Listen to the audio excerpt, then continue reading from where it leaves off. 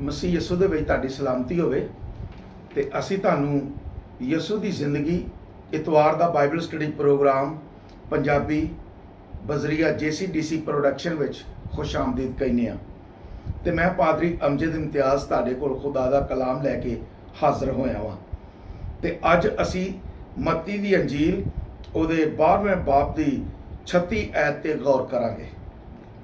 ਮੱਤੀ 12 ਬਾਬ ਉਹਦੀ 36 ਐਤ 'ਚ ਲਿਖਿਆ ਹੈ, ਯਿਸੂ ਮਸੀਹ ਫਰਮਾਉਂਦੇ ਨੇ, ਮੈਂ ਤੁਹਾਨੂੰ ਕਹਿੰਦਾ ਵਾਂ ਕੋਈ ਵੀ ਨਕੰਮੀ ਗੱਲ ਤੁਹਾਡੇ ਮੂੰਹੋਂ ਨਾ ਨਿਕਲੇ, ਇਸ ਲਈ ਕਿ ਅਦਾਲਤ ਦੇ ਦਿਨ ਉਹਦਾ ਹਿਸਾਬ ਦੇਣਾ ਪਏਗਾ।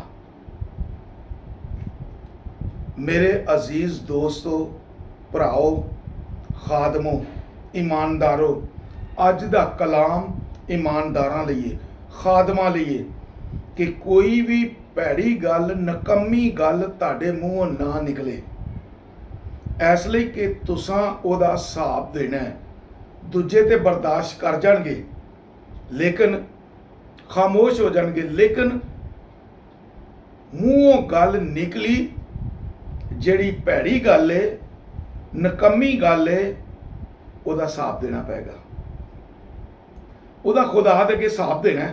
ਖੁਦਾ ਨੇ ਅਦਾਲਤ ਵਾਲੇ ਦਿਨ ਹਿਸਾਬ ਲੈਣਾ ਕਿ ਇੱਥੇ ਖੜਾ ਹੋ ਜਾ, ਤੂੰ ਇਹ ਭੈੜੀ ਗੱਲ, ਨਕੰਮੀ ਗੱਲ ਕਿਉਂ ਕਹੀ ਸੀ।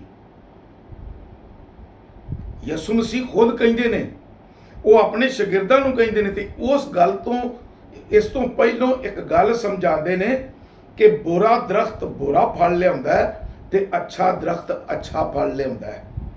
ਤੇ ਤੁਹਾਡੇ ਮੂੰਹੋਂ ਕੋਈ ਭੈੜੀ ਗੱਲ, ਨਕੰਮੀ ਗੱਲ ਨਾ ਨਿਕਲੇ, ਇਸ ਲਈ ਕਿ ਜੇ ਨਿਕਲੇਗੀ ਤੇ ਤੁਹਾਨੂੰ ਹਿਸਾਬ ਦੇਣਾ ਪਏਗਾ। ਜ਼ਰਾ ਗੌਰ ਨਾਲ ਸੁਣੋ। ਅਗਰ ਦਰਖਤ ਨੂੰ ਫਲ ਲੱਗਾ ਹੋਵੇ ਤੇ ਉਹਦੇ 'ਚ ਕੀੜੇ ਹੋਣ, ਕੋਈ ਖਾਏਗਾ? ਖਾਣ ਦੇ ਕਾਬਲ ਹੋਏਗਾ?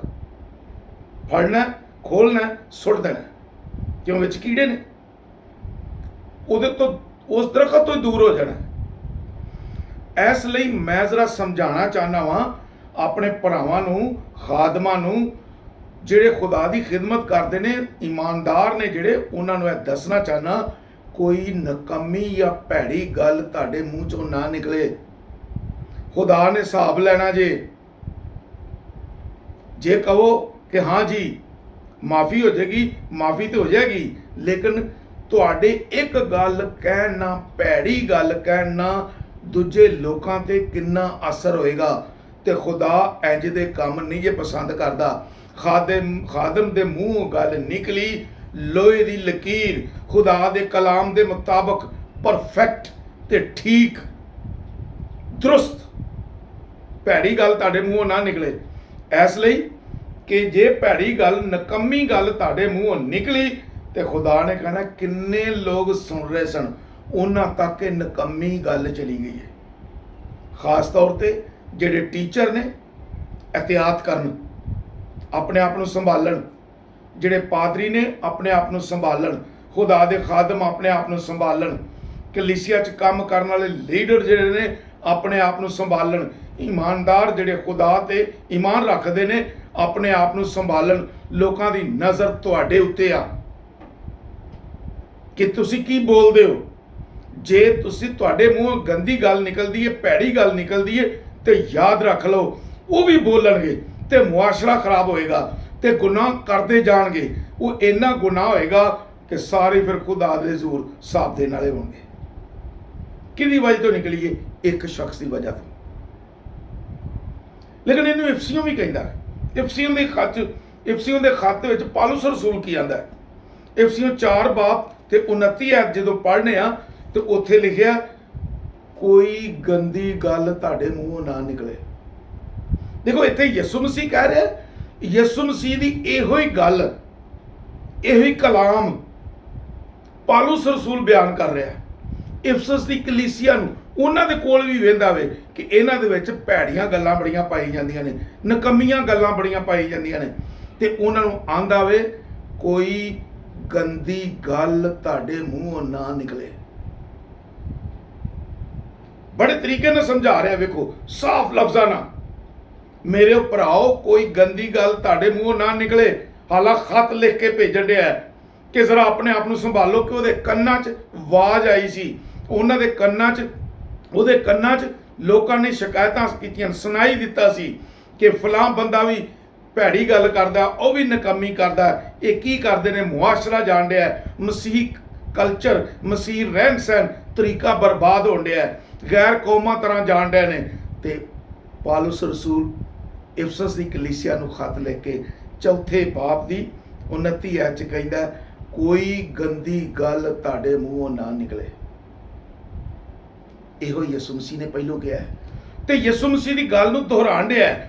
ਜਿਹੜੇ ਟੀਚਰ ਨੇ ਉਹ ਵੀ ਜਾਣਨ, ਤਾਲੀਮ ਦਿਓ, ਕੋਈ ਗੰਦੀ ਗੱਲ ਤੁਹਾਡੇ ਮੂੰਹੋਂ ਨਾ ਨਿਕਲੇ। ਪਾਸਟਰ ਹਜ਼ਰਾਤ ਆਪ ਵੀ ਅਹਤਿਆਤ ਕਰਨ ਤੇ ਲੋਕਾਂ ਨੂੰ ਵੀ ਦੱਸਣ, ਕੋਈ ਗੰਦੀ ਗੱਲ ਤੁਹਾਡੇ ਮੂੰਹੋਂ ਨਾ ਨਿਕਲੇ। ਭੈਣਾਂ ਵੀ ਤੇ ਭਰਾ ਵੀ ਅਹਤਿਆਤ ਕਰਕੇ ਚੱਲਣ, ਆਪਣੇ ਆਪ ਨੂੰ ਸੰਭਾਲ ਕੇ ਚੱਲਣ। ਇੱਕ ਛੋਟੀ ਜੀ ਗਲਤੀ ਕਿੰਨੇ ਦੂਰ ਤੱਕ ਜਾਂਦੀ ਏ ਕਿ ਉਹ ਲੋਕ ਸੁਣਦੇ ਨੇ ਤੇ ਫਿਰ ਉਹੀ ਤਰੀਕਾ ਅਪਣਾਉਂਦੇ ਨੇ, ਉਹੀ ਲਫ਼ਜ਼ ਅਪਣਾਉਂਦੇ ਨੇ ਤੇ ਉਸੇ ਤਰ੍ਹਾਂ ਦੇ ਰਹਿਣ ਸਹਿਣ ਚਾਲ ਚੱਲਣ ਰੱਖਦੇ ਨੇ। ਤੇ ਉਹਨਾਂ ਨੂੰ ਪ੍ਰਭੂ ਕਹਿੰਦੇ ਨੇ, ਖੈਰ ਇਹ ਗੁਨਾਹ ਹੈ ਹੀ ਨਹੀਂ। ਤੇ ਕਿਵੇਂ ਦੁਨੀਆ ਗੁਨਾਹ 'ਚ ਜਾ ਰਹੀ ਏ। ਖਾਦਮਾਂ ਦਾ ਕੰਮ ਹੈ ਲੋਕਾਂ ਨੂੰ ਗੁਨਾਹ 'ਚੋਂ ਕੱਢਣਾ, ਉਹਨਾਂ ਨੂੰ ਸਮਝਾਉਣਾ, ਇਹ ਗੱਲ ਠੀਕ ਨਹੀਂ ਜੇ, ਇਹ ਗਲਤ ਜੇ, ਇਹਨੂੰ ਖੁਦਾ ਨਹੀਂ ਜੇ ਪਸੰਦ ਕਰਦਾ। ਤੇ ਇੱਥੇ ਯਿਸੂ ਮਸੀਹ ਵੀ ਨਹੀਂ ਜੇ ਪਸੰਦ ਕਰਦਾ ਕਿ ਤੁਹਾਡੇ ਮੂੰਹੋਂ ਕੋਈ ਗੰਦੀ ਗੱਲ ਨਿਕਲੇ, ਕੋਈ ਭੈੜੀ ਗੱਲ ਨਿਕਲੇ, ਨਕੰਮੀ ਗੱਲ ਨਿਕਲੇ। ਕਹਿੰਦਾ ਤੁਹਾਡਾ ਕਲਾਮ ਹਾਂ ਦੀ ਜਗ੍ਹਾ ਹਾਂ ਹੋਵੇ ਤੇ ਨਾ ਦੀ ਜਗ੍ਹਾ ਨਾ ਹੋਵੇ। ਸੋਚ ਕੇ ਗੱਲ ਕਰੋ। ਤੇ ਪਤਰਸ ਕਹਿੰਦਾ ਸੁਣਨ ਦੇ ਵਿੱਚ ਤੇਜ਼ ਤੇ ਬੋਲਣ ਦੇ ਵਿੱਚ ਹਲਕਾ।